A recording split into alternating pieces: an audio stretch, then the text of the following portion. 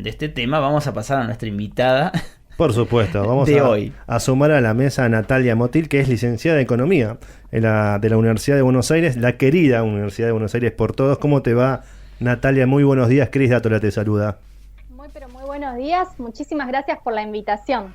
Por favor, es un placer. Y vos sabés que la primera pregunta, después Charlie va a indagar un poco más sobre su columna, que a mí me nace hacer es intentar entender un poco dónde estamos parados. Porque uno cuando ve la micro, siempre vemos las diferencias entre la micro y la macro, vemos que está un poco más ordenada, entre comillas, vemos que vas a los restaurantes y están más o menos llenos, pero cuando vas a la macro, todo ese desorden nos genera mucha confusión. Entonces, a mí me gustaría saber un poco, dentro de la medida del tiempo que tenemos, dónde estamos parados.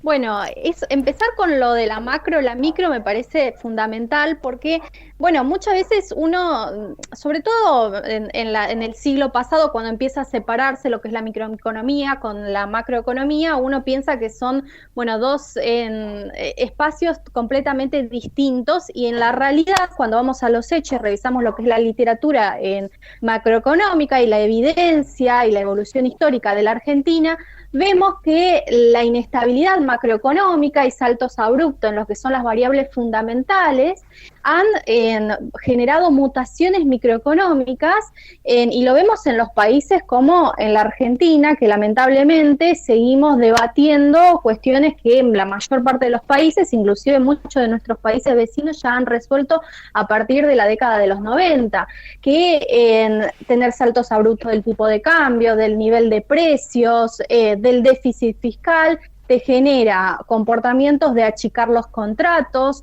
de la gente desesperada por acceder a activos en moneda extranjera y no en moneda local, que baje la recaudación, la mitad de la economía se encuentre hoy en negro, veamos, son todos consecuencias de, bueno, las malas políticas económicas que se han llevado de forma persistente en la Argentina, por lo menos durante los últimos 20 años. Y si nosotros vemos la película, vemos que hemos involucionado. Tenemos, justo estaba revisando los datos, empresas exportadoras que a diferencia de la década de 1999, hemos reducido en casi 3.000.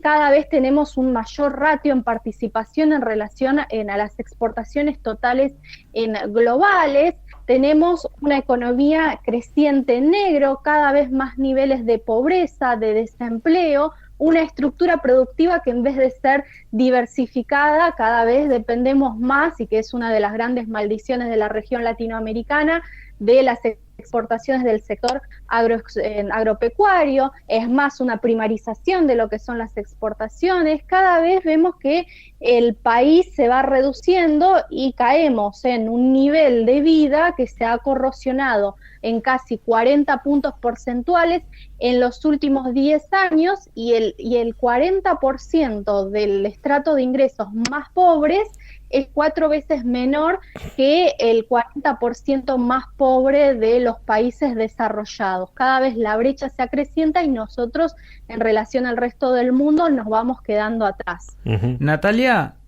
acá Carlos Manzoni.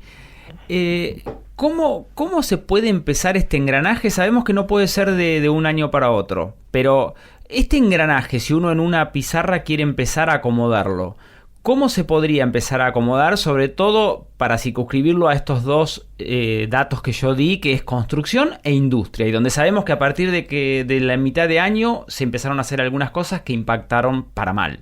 En primer lugar, hay que hacer unas reformas estructurales de fondo. La Argentina necesita políticas de shock. Yo no creo que le quede mucha cintura política para el actual gobierno para hacer algo más allá de lo que ya hicieron, es decir, más restricciones, abogar más a lo que es la actividad económica local, tratar de mantener un tipo de cambio atrasado para que eso no le impacte a lo que es el asalariado, es decir, van a tratar de no hacer grandes ajustes. Ahora, el que venga va a tener 100 días para llevar realmente las reformas que necesitan. Y en ese caso, vos tenés que hacerlas de forma en un conjunto, ¿no? Nosotros hablamos de, bueno, 3 familias de reformas. En una primera parte deberíamos reducir lo que es el gasto público que ajuste realmente el Estado, los ministerios, todo lo que termina siendo burocracia y obstaculiza el normal funcionamiento de lo que es el sector privado, acompañado claramente de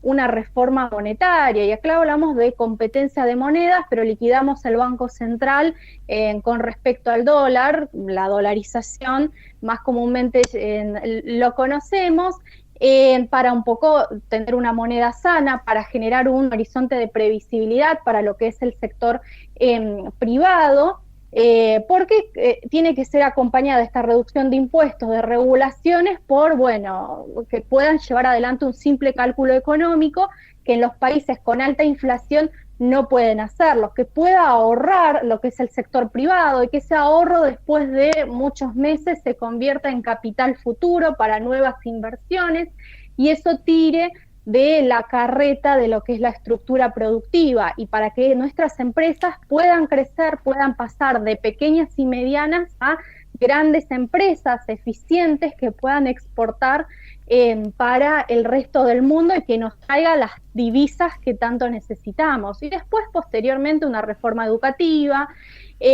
una reforma del sistema previsional.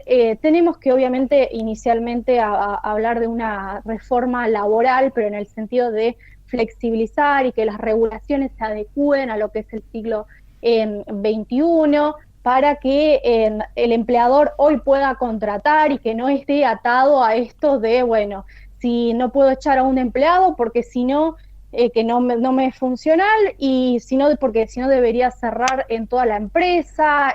Son todas esas cosas que la verdad es que le ponen un pie a lo que es el sector privado, que es el que generalmente tira de la carreta y crea riqueza en nuestro país. Natalia, a mí me gustaría preguntarte, porque hablabas de estos 100 días que tendría el próximo gobierno, y a mí me parece también que hay que ver cómo se forman o establecen lazos de confianza en la economía argentina, porque en ahorros, en dólares de argentinos, estamos hablando decían que hay casi un PBI fuera del sistema, que está en negro. Y sin embargo, esa economía en negro no vuelve a invertir en el país porque no hay confianza. Entonces, ¿cómo se genera confianza en un país? No te digo para que vuelven esos ahorros, pero por lo menos para que se reinviertan los que se generen a futuro.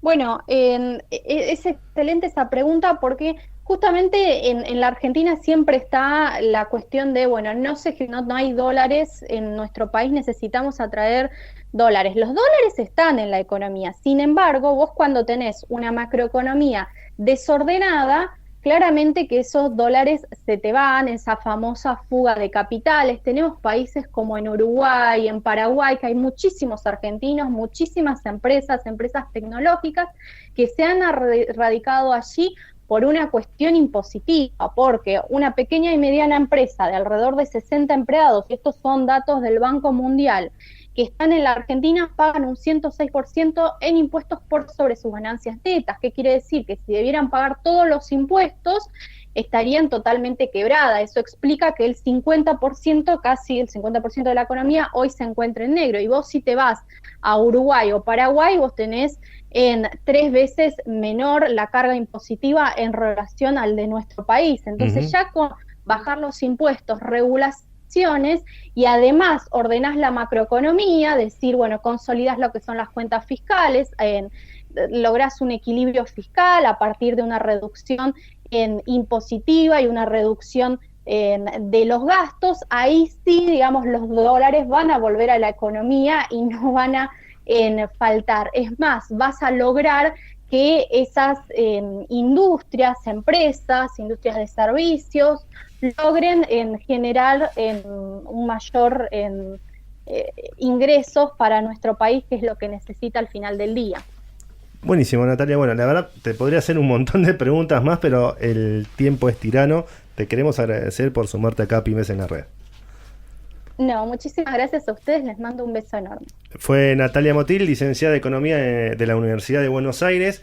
Qué difícil que le hacemos los argentinos, ¿no? Muy difícil. Sí, siempre una más, como decía ya uno cuando jugábamos al fútbol, ¿no? Háganla simple, tóquenla de Es primera. más fácil hacer las cosas bien, ¿no? Ya está probado. Sí, pero para complicarla...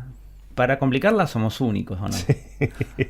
Así estamos. Bueno, nos metemos ahora de lleno con el mundo de los parques industriales de la mano de Lía Gelfi.